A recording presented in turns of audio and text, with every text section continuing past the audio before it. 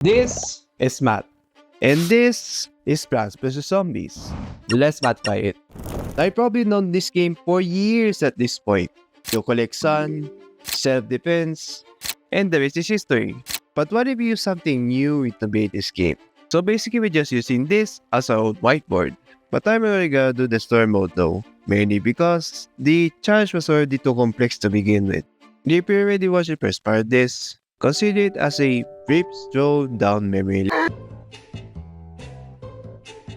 So there's gonna be 3 criteria that needs to be met for each level. Instant use plants can be planted anywhere. I'm gonna call them instants from this point forward. Although they cannot be used in our setup, and the setup needs to be legible. I'm not gonna be too strict on that though, as long as it's readable.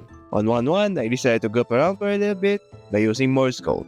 It's a type of language which was used mostly on those old telegraphs. I chose Pi for obvious reasons, so let's get that out of the way and on to 1.2. So I found this question generator that I'm gonna use for now, and there's a bunch of stuff to choose from, but we're gonna start off with addition. When it comes to difficulty though, I pretty much mess around with it. So T plus 4, that's a 7. Since you don't have much real estate, especially this early in the game, I decided that a sideways setup would do for the time being. Even though there's only a lone pea shooter on 2 of these lanes, it was still pretty doable since we're still dealing with basic zombies. Next up is 1 plus 2, that's 3. Asmo 1-3 is pretty much the same as 1-2 with just a cherry bomb added to the mix. Let's now move on to subtraction. Next in line is 18 minus 10, that's an 8. You guys cannot tilt your head back because you now have all 5 lanes. Here in 1-4 is pretty much the same zombie attack with basics and coneheads, but don't worry, it gets much harder as we go on. Up next is 8 minus 6, that makes it 2.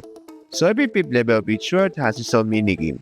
Here in 1.5, you throw walnuts and zombies behind this red line. And to make it more interesting, I mark the spaces of where I can throw the walnuts, which is where the 2 comes in, while others are basically poison mushrooms. Let's get funky, cause this time, we're using all 4 of them. So 3 plus 2, that's a 5. Here in 1.6, ball boys are making their debut, so I'm using the protein mice as much as I can to slow it down for a bit. Moving forward, we got 5 minus 4, that's basically 1. Now this is the part where math starts to go against us, since we can only use 1 column. So I have to fill up with sunflowers first and then replace them with snow peas afterwards. Next up is 0 divided by 1, so that's a 0. Bucketheads are now on the field, so I thought it would be a good time to use the jumpers. Second to last is pi divided by 5. And again, that's a 1. And you guessed it, the same thing all over again. But it's the repeaters this time. Last one on the list is 2 times 5. So coincidentally, that's a 10. Every 10 level of each world, it has a conveyor belt filled with plants that requires no sun to use. So basically just using the plants as needed and use the aces as soon it pops up. And just like that, on to world 2.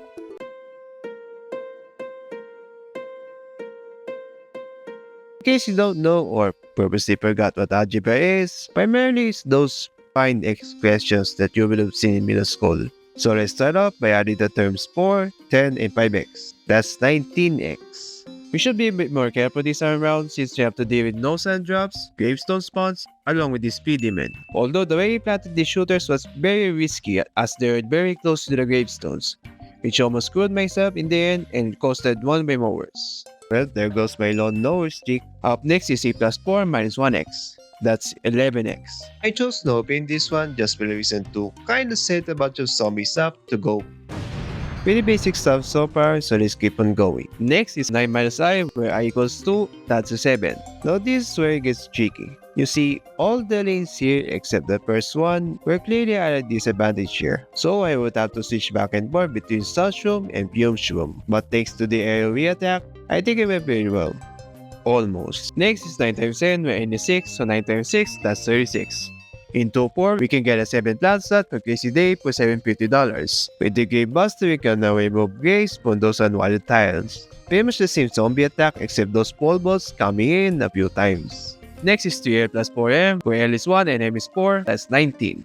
In this Whack-A-Mole-esque minigame, you can use our mallet only in this zone. Just like what we did in 1.5. Pretty much just playing the level normally was also trying to remove graves that can cover less of that zone. if that makes any sense. Next is 72 divided by k, where k equals 8, that makes it a 9. Multiple zombies now come into play, so we have to use our hypnoshomes, cause once they eat that, it makes them join our side and clear out the zombies. Next, you've got negative 8x minus 4 equals negative 6x minus 3. Put all the x's to the left and others to the right, and that is negative 0.5. It's gonna be the first time where we used almost the entire lawn within this challenge. Pretty much the same strat and a couple of hypnoshomes here and there. Next is negative 6 minus 2x equals negative x minus 1.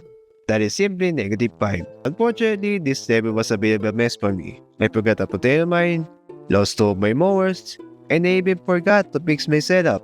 If only there was a life system. Next up is negative 5x minus 86 equals negative 16x minus 9. But that was a mouthful, but anyway, that's a 7. Into 9, we now have very useful instas that work significantly better in dealing zombies. Last one is 5x plus 74 equals negative 2x minus 10. And that is 12. Into 10, it's another conveyor level. Yeah, not really much to say here, just some shooms and booms here and there. But anyway, on to World 3.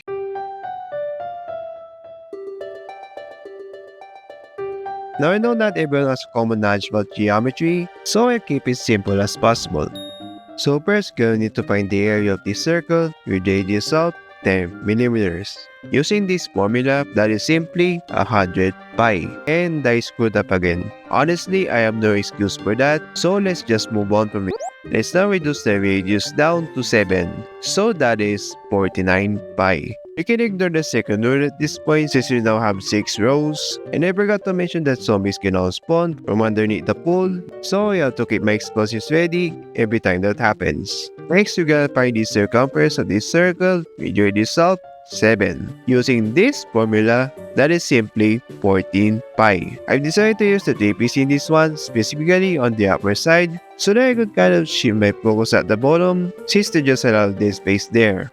Let's reduce the radius once again and we're down to 4. And that is simply 8 pi. This time I switched the picture with the tangled kelp mainly because of snurgles showing up more often. Polvos and the newspaper zombies are making a return as well. We've now got the key to Crazy Dave's car and bought the plus slot for $5,000. Let's move on to the area of triangles. That is simply half of its base multiplied by its height. Although they didn't show me how long the base was, so I calculated as 9.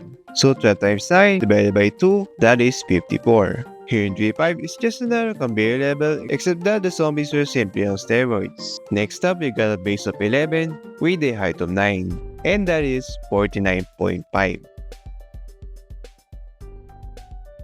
This is where the zombies start to come in, so I brought in the newly acquired jalapeno, not just to easily counter it, but to also remove the ice gel as well, which prevents the bobsled thing from spawning in. Let us proceed to the perimeter of triangles. We're just basically adding the size all together, so 4 plus 5.7 plus 4.06, that is 13.76. Let's make it 13.8. Here in 3.7, not really much different compared to the last one, except the callback of the snurkles. The zombies were not much of a big deal yet, since they can barely get on screen thanks to the spikeweeds. These sides are now 7.6, 3, and 10. So in total, that's 20. Hey, remember what I did a few minutes ago? Well, I did it again. Moving on to polygon size, and you got a scaling triangle. And it obviously has 3 sides. Here in 3.9, or as I like to call it at this point, the throwing a bunch of different zombies level before the conveyor level. Let's move to 3.10. Last one is an equilateral triangle, and it has 3 sides as well. Here in 3.10, and again, it's another conveyor level. Shall we move on to World 4?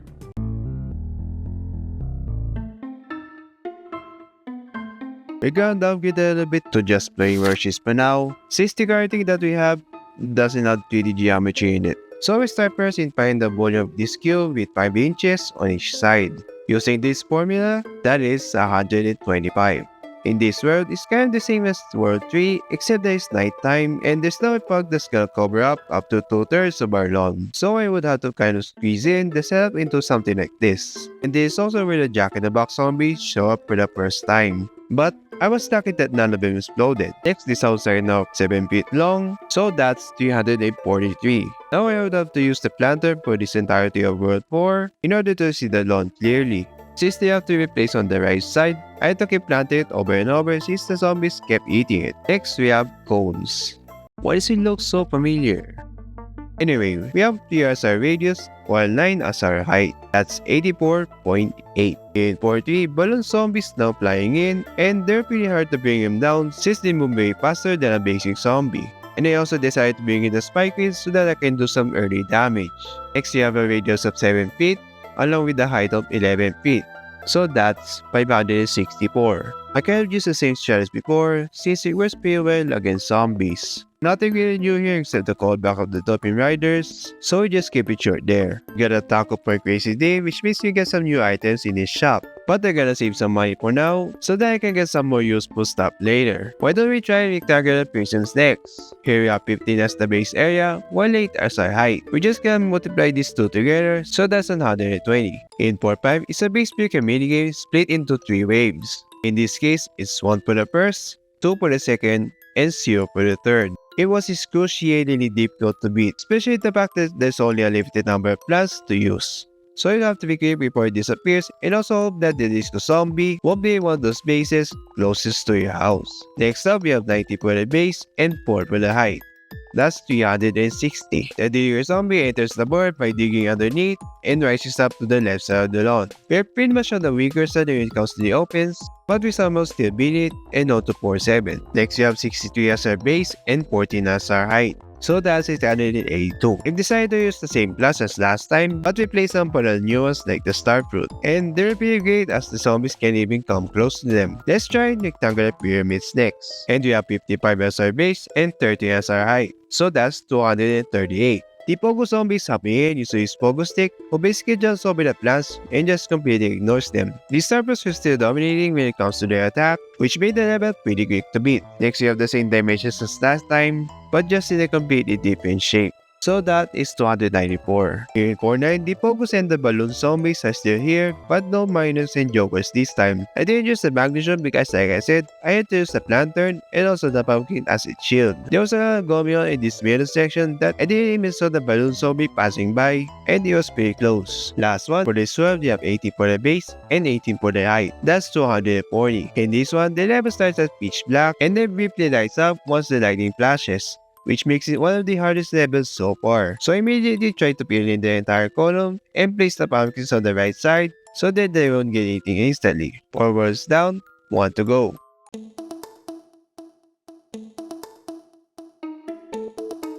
With the new mechanic introduced in World 5, using the entire lawn now seems to be quite impossible to do. So I decided to take a step back and do this. Yes, it's a roulette wheel with a bunch of math symbols on it.